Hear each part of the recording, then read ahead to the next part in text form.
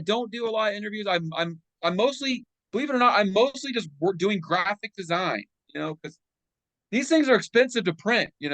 So Hello, Intactivists. If you would like to help Cockfight out, you can go and put your Amazon links of things you want to buy on my Twitter or my Reddit. I will link both of those down below. Also, on my Twitter, we are picking the eligible Intactivist nonprofit groups right now. So go and cast your vote in who you want to be in the eligible pool to receive donations from Prevail Over the System. Hello, Intactivists. Today we have Brett Johnson, the leader of Cockfight, here with us today. I know so many of you guys have been waiting for him to do an interview with Prevail of the System, and here he is. And I'm gonna ask all the questions that you want to know. But first, Brett Johnson, what is Cockfight? what is Cockfight? Oh man, it's from his softball right off the bat here. Well, first of all, hello, Potts. Well, it's great to be on your show and finally meet you. It's an honor. Cockfight, we are just a gosh, I haven't really come up with a succinct way to define cockfight, but I mean, I tell people that we share the good news with America that you don't have to circumcise our son, that we don't have to circumcise our sons. And All right, so how do you tell the people? we um well, we uh we do man. Don't you like riot in the street and start dumpster fires and break windows, right? um I mean, that's what we want to do, obviously. But we're still in the stage where we're trying to do this the nice way.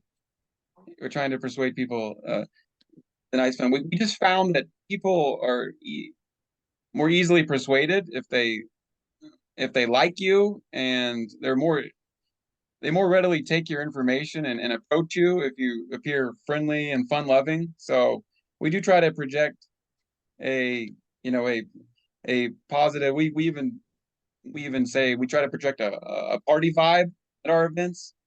I mean, yeah, we actually try to we avoid using the word protest most of the time. I mean, sometimes a protest is warranted, right? Like if you're at in front of a doctor's clinic or a doctor's conference or a hospital or something. But we don't do a lot of that because we are an activist street education organization that focuses on young people because they are the next generation of parents. So all of our all of our branding and our marketing and messaging and our styles of outreach are just like are focused on appealing to young people. So What exactly is Cockfight's goals? Like, what do you aim to achieve like this it's year? well, I should add that we because of the venues that we choose to. I mean, it turns out that the one of the best places to find young people is at events that are already happening. Like college football games. There's college campuses. And then there's like festivals, concerts. We're going to places where people are looking to have a good time. They're they're in a festive mood already, right? So So, would you say we that don't. Cockfight is a bunch of like party crashers, kind of? Like, that's how you Well, protest? that's how we don't want to be perceived. We don't want to show up at a party and be perceived as the party crashers, which is easy to do when you're protesting circumcision. Like, it's like I remember I sort of had an epiphany one time. Luke Artanis, my co-founder, and I went to a uh, a First Friday art walk in Denver, and it's a street fair. Everyone's just in a good mood, and we showed up there, and I got on the bowl, and I was like, "All right, party's over." Well, I should say we were dressed in bloodstains. This was like early Cockfight days. We still wore the bloodstain, the fake blood on our crotch. And right when I got there, I was like, okay, party's over, everyone. And everyone just like stops in their tracks and looks at us. And Luke was Luke was like, don't say that. Like, I'm like, that's the optics of our demonstration, right? We're like, so nowadays we try to like we try to be part of the event. Like we want to be when we go to a college football game, we don't want to bring people down. We want to just kind of match their mood and stuff because you can understand people when people are expecting to have a good time, they don't want to be brought down by depressing thoughts and stuff. So I just feel like it's really the wrong time to protest human rights, injustice. So we just take sort of a more educational tone, and it's more like you've heard of like foreskin positivity, right? Um, Is Cockfight trying to make intactivism fun, would you say? yeah, that's another way of looking at it. I are trying to do that, yeah, and even for like just selfish reasons, I want to have fun like as much as anyone else. So and any kind of activism, like burnout, is a very real thing, So um, it's not really a very effective strategy if what you're doing is going to cause you to burn out in a finite amount of time. And we really got to do this until the job gets done, until circumcision is either so unpopular that no one would think of doing that to their child, or I mean, I personally think we need a constitutional amendment to protect all people. We need to do this till the job gets done. So I mean, if you make something fun, it's like it's you just look forward to doing it. You find excuses, you find like reasons to do something instead of excuses to like not do it. So I mean, there are a lot of days out there. I'm like having the time of my life. Even sometimes when I'm alone out there, I'm having the time of my life. Like especially when I'm debuting a new banner that we designed. We work really hard on these banners. So the first few protests when we or jams, that we debut, they're like works of art. We Yeah, did get a little, I do like the banner idea. I believe I yeah. covered that actually. It's a really good idea. Yeah. Do you Um, actually have a banner in your backyard? Do you actually stick in my one? backyard, Yeah, or your front yard? Do you do that? no, I no. I mean that I'm not opposed to it. We have them up, like hanging up in our house in the Cockfight headquarters. We have them hanging up. Okay. Because I guess I feel like I'm not doing a very good job of answering your questions. I'm jumping all over the place. So you have to remind me what the original question was like 10 minutes ago. no, you're good. You're good. We're just having a conversation. Yeah, you're doing great. Um, Yeah, no, so yeah, it sounds like Cockfight is very it's in it for the long haul. You guys try to have fun. You're not trying to bring people down. You're trying to do what's effective. So, with yeah. that in mind, how old is I Cockfight actually, like as a organization? think we're like uh 4.5 years old. I think was when I conceived of the idea of Cockfight. Yeah, it's about Okay, so somewhere around there. And for a little while longer than that, we were wanting to start something. We just couldn't figure out, the right brand. Some people probably wonder why did we choose the name Cockfight, right? I'm just, I think the main reason was just like it's just very memorable and catchy and fun. It sounds like it has the potential to be a household name in America one day. And it's short and it fits on signs very well and T-shirts and stuff. Also, it's a powerful name. It could it has a since it has a double meaning. It's very versatile. So we can use it for our cocktail jams. We use humor and levity, to attract people, or we can use it. We want to do a hospital protest. Really unleash hell on some doctors. We can use the name there too. It's because it sounds it can sound aggressive or light. Yeah. I feel like So, do you ever go to any PETA places and protest? PETA. Yeah. Well, you asked that because I'm a vegan. Just because Cockfight and, roosters. Oh, Yeah. okay. Well, that's funny you should ask because actually, just recently, I mean, we've talked about that. We're Cockfight. We fight for all cocks. We fight for I don't. I wonder if YouTube's kind This of is going to be okay with 18 me plus. using that Don't word. worry about it. Yeah, it's fine. Okay, but yeah, we have joked about that. But it's funny you should ask because we just went to St. Louis, the St. Louis Pride Festival, which is a massive Pride festival for the Midwest. I think it's one of the biggest in the country, and certainly the one of the bigger ones in the Midwest. And I joined uh, an activist, two Missouri activists, and we were not like registered to be in the parade. Because it costs $300 to be in that St. Louis Pride Parade. I mean, that's how big this festival is, and they charge. By comparison, we paid $50 to be in the Des Moines, Iowa parade a couple weeks before, and that was a lot of fun. But this St. Louis one, of course we wanted to be in it, but like we weren't ready to spend $300 for that. So Is that per um, person? no, no, just per contingent per Oh, organization. okay. Okay. Or believe it or not, we actually ended up getting in the parade, and we didn't have to we didn't have to sneak in.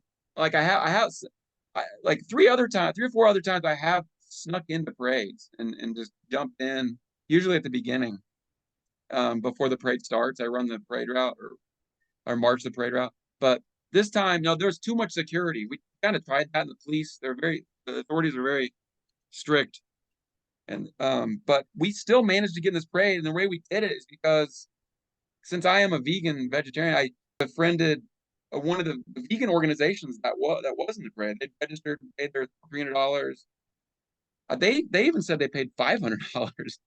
But they had a table too. Anyway, we told them, we're like, hey, you guys are all about protecting innocent animals, from abuse, because they're all animal rights activists, right? I was like, well, we fight for innocent human animal babies, you know.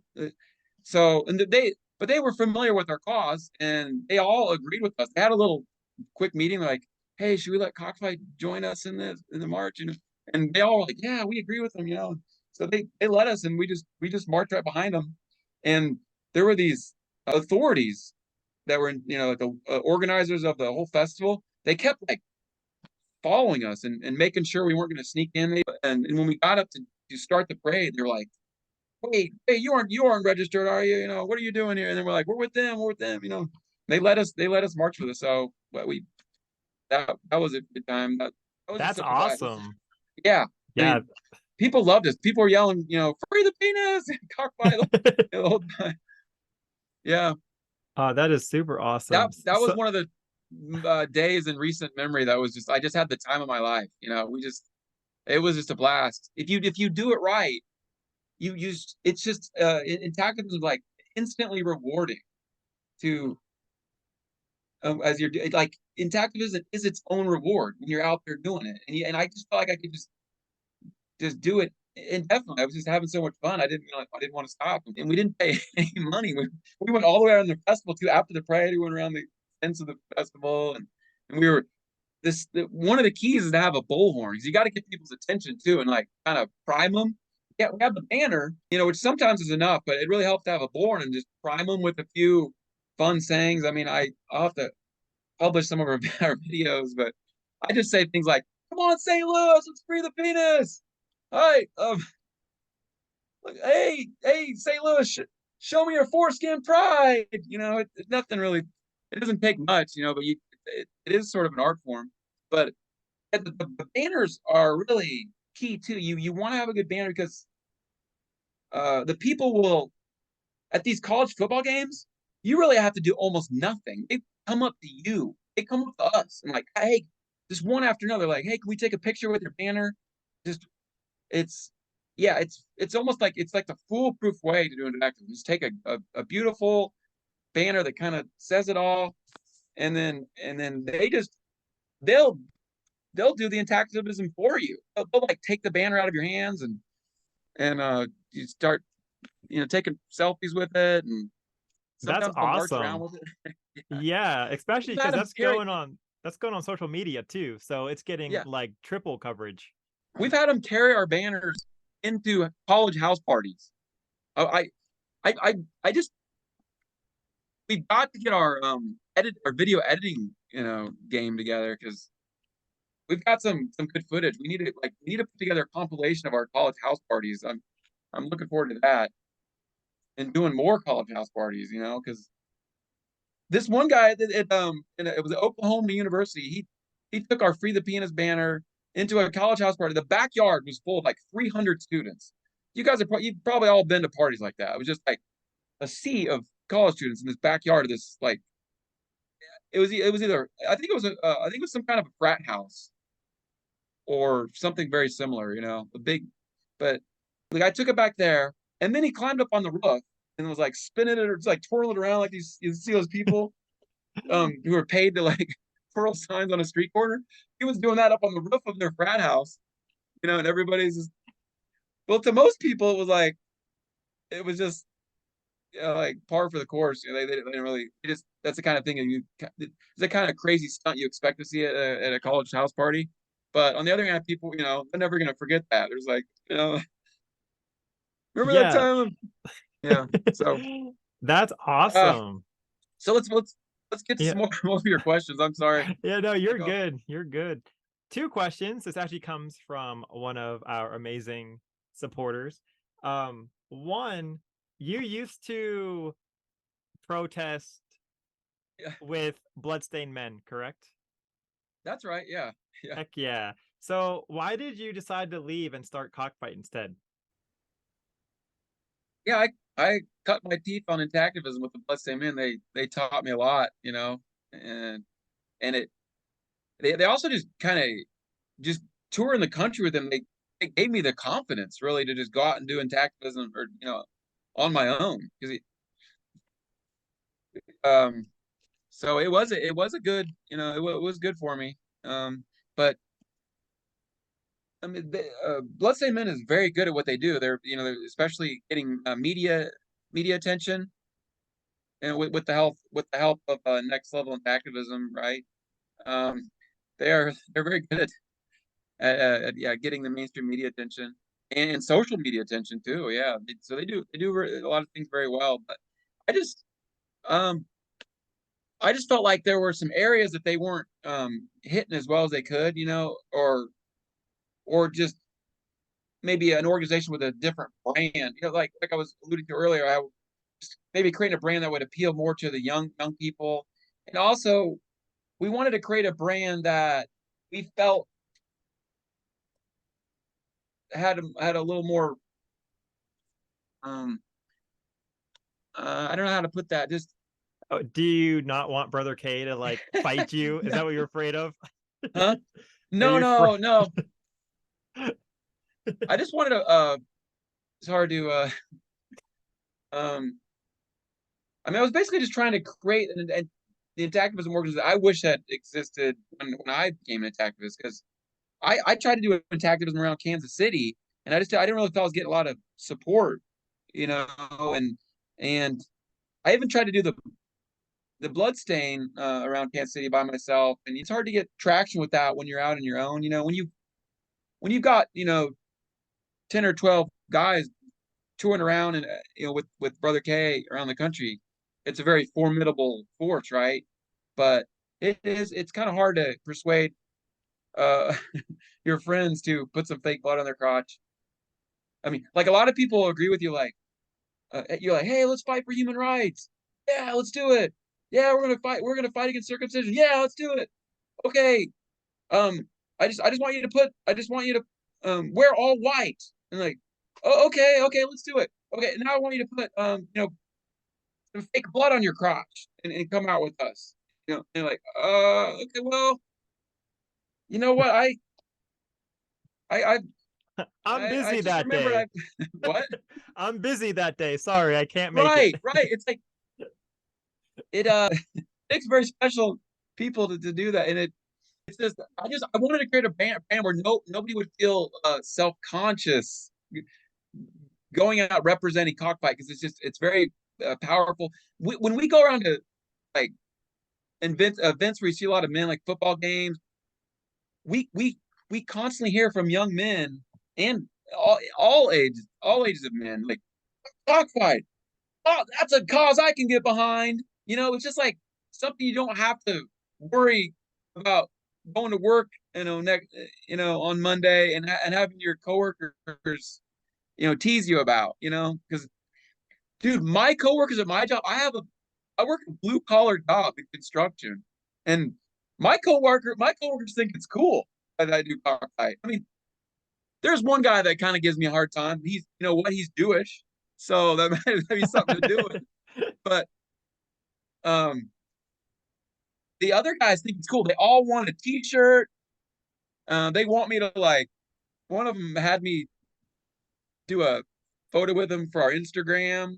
Because it was his birthday, and so what we did was we all wear our welding helmets, which are also called hoods, welding hoods, and we made a joke about being the brotherhood, wearing our hoodies, fighting for our hoodies. But, yeah, so Does they Cockfight think it's have a cool, man. merch? They Does they all Cockfight they have a all were like, merch? when are those T-shirts coming out? What? Yeah, I was gonna ask you, does Cockfight But have a merchandise store that you can go and buy things from? we we don't really, unfortunately. We're trying to get that together. That's why I'm kind of thinking of scaling back a little bit on our events. Unfortunately, I want to have events every weekend. I'm a weekend warrior. I just love going out there, but I feel like I have to scale back just to like take care of some stuff, like get some merch out there and get our website together. But so it's kind of a shame. Like I'm not gonna, I might not be out there as much as I'd like to for next the rest of the summer. But if I'm gonna get that stuff done, but I know did I answer your question about the bus? I Yeah, mean I think you honestly, I did. just I'm young. I should be having we should be having fun. We should be having the time of our lives, you know. And I just felt like there was some room. I love Brother K and David Atkinson. Everybody, it's a part of the Bloodstain Man. They're all they're my good friends, and I love touring with them and everything. But I just felt like there was some room to have a little more fun with our movement. Honestly, I think not only should intactivism be fun and not only can it be fun, I feel like it's best when it is fun because that's how you're gonna attract people, if you're having fun, because you just kind of get burned out when you're just um angry all the time, and the Bloodstain are not angry all the time. They're fun people. It's just the optics of that are You're doing I don't great. know if I Keep want to going. I again, the Blessed Men are very good at what they do, and they occupy a very important niche in our movement. They're just doing fantastic in the media attention, and I love them all. And they taught me everything I know almost. But yeah, honestly, we all need to, wherever we are, we need to rise up, and doing taxes in our local areas. Brother K had taught me, so much already. I was just ready to go out and do my own thing. That's how a movement grows. So cock we think of Cockfight as a spinoff of Bloodstained Man. Bloodstained Men We're 2.0. we're an offshoot. We're an offshoot of Bloodstained Man. Okay. Yeah, and I don't want to say that. I mean, I just feel like we occupy different niches.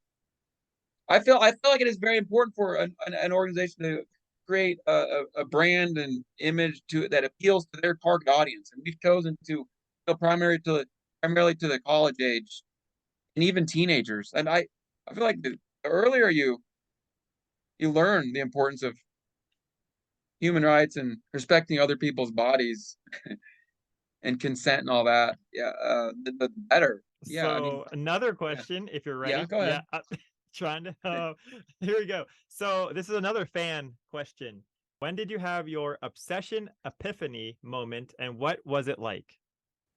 Oh, the moment I had the epiphany where I realized that, well, let me just tell you what I was working in a pediatric clinic, but the doctor I worked for did not do circumcisions, but people did ask about them once in a while, and but just coincidentally, I was in there. I was just like during a break, I was reading an article online about female genital mutilation, and I just read in there where they did a survey of African women, and they said that 95% of the women that were mutilated were happy that it was done to them, and that just shocked me. I was like, really? I was like, and then it also said 90% of these women that were mutilated said they planned to do it to their daughters one day.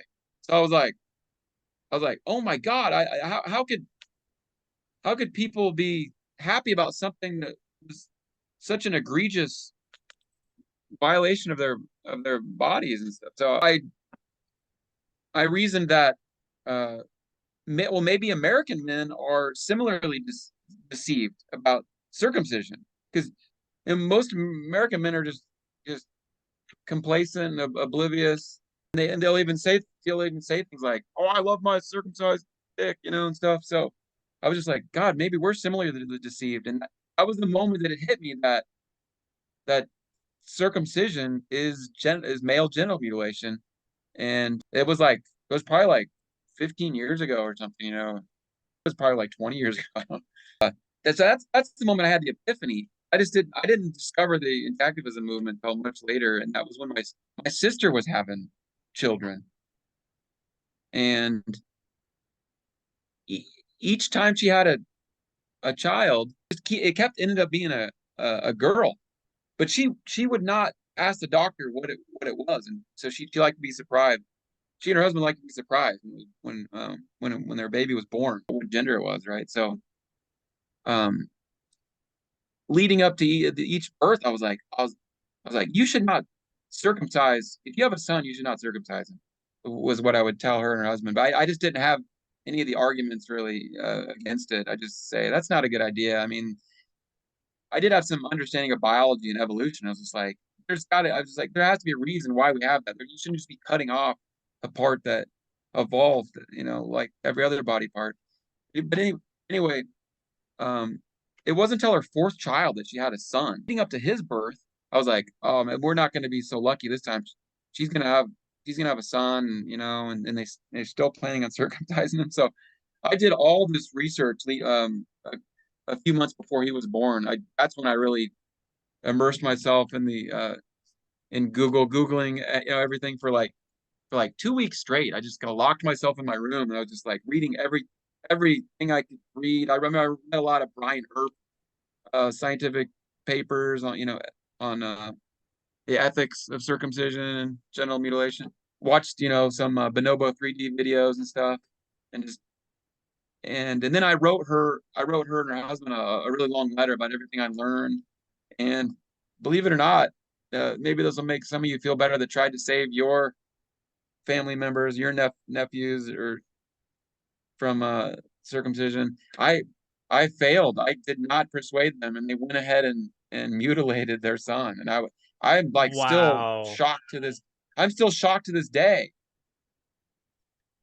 that they did that. I just don't understand. I thought I laid out this airtight case that why they should not do it, and they just I think it had a lot to do with my brother-in-law just being uh stubborn, trusting of the medical establishment, just not a very not a very critically thinking person, you know.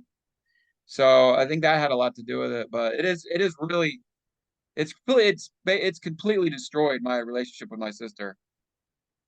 Oh, I bet. And I feel ashamed for her. I mean, I do feel a little guilt for letting down my nephew, but I mostly just I feel ashamed for her that she would do such a stupid thing. Yeah. Yeah, yeah. We're actually running out of time. I'm So, sorry. no, you're good. So thank you, Brett, for joining You're us welcome. today. Yeah. We could Uh, do a part two some other time, when I'm a little more that's polished as an perfect. interviewee. I just Yeah. I honestly I don't do a lot of interviews. I'm mostly, believe it or not, I'm mostly just doing graphic design, because these things are expensive to print. So we want to make nice ones, and we want to all of our chapters, we call them wings, Cockfight wings, to have copies of them. So I want to make them nice. We want them to look professional stuff. So we spend a lot of time on that. We appreciate the fundraising you're doing for us, and I'd like to thank all of our donors that have helped us in the past. There's so many. One of these days, I'm gonna thank you all individually, but until then, I'll just have to thank all of you collectively for contributing to Cockfight, and anybody that's helped us in the past. We really do appreciate it. We have so many plans for the near future. We're hoping to, like I said, we might scale down for the near future, but starting in college football season in September, we're going to be back full steam ahead. And we want to start going to college campuses too during the week between the games. So, and doing some interviews ourselves, conduct some interviews ourselves of these college students, and find out uh, what their views are on circumcision and stuff. Yeah, that would be But awesome. All right, guys, that is part 1 of 2 from Cockfight. Let me know what you think in the comment section below.